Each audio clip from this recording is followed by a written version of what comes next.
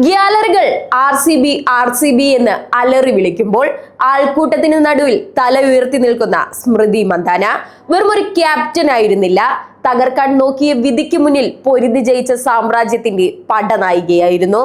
വിവാദങ്ങളുടെ ചളിക്കുണ്ടിലേക്ക് വലിച്ചിഴച്ചവർക്കും career അവസാനിച്ചെന്ന് വിധി എഴുതിയവർക്കും മുന്നിലൂടെ ആ കനക കിരീടം ഉയർത്തിപ്പിടിച്ച് അവൾ നടന്നു നീങ്ങിയപ്പോൾ ചരിത്രം വഴിമാറി നിന്നു.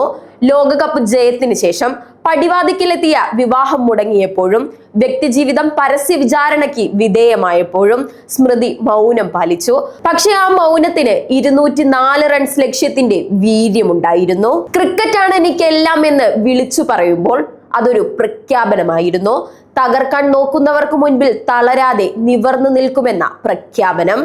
RCBക്ക് വേണ്ടി ഡൽഹിയുടെ 204 റൺസ് വിജയലക്ഷ്യം പിന്തുടരാൻ ഇറങ്ങിയപ്പോൾ സ്മൃതിയുടെ കണ്ണുകളിൽ കണ്ടത് വിജയം മാത്രമായിരുന്നു.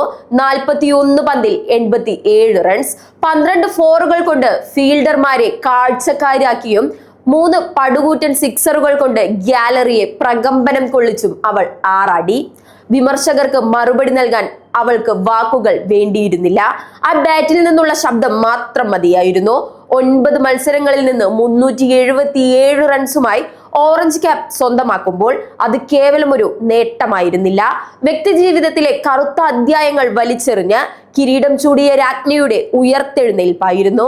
RCB ഫാൻസിന്റെ കാത്തിരിപ്പിന് വിരാമമിട്ട് ഈ സാല കപ്പ് നംദേ എന്ന് ഉറക്കെ വിളിച്ചു പറയുമ്പോൾ സ്മൃതി തെളിയിച്ചു, പോരാട്ട വീര്യമുള്ള രാജ്ഞിമാർ ചരിത്രം സൃഷ്ടിക്കുമെന്ന്.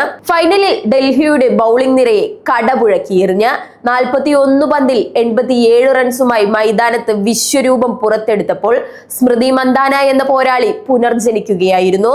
വിജയ റൺ കുറിച്ച ശേഷം ആ കിരീടം നെഞ്ചോട് ചേർത്ത് നിൽക്കുമ്പോൾ അത് വെറും ഒരു ടൂർണമെന്റ് വിജയമായിരുന്നില്ല.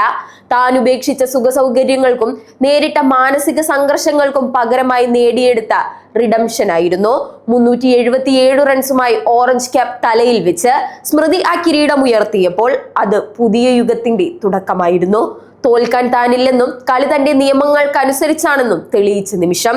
വീണിടത്ത് നിന്ന് എഴുന്നേറ്റ് സിംഹാസനം പിടിച്ചെടുത്ത സ്മൃതി മന്ദാന അവൾ ഇനി വെറുമൊരു താരമല്ല, ഒരു വികാരമാണ്.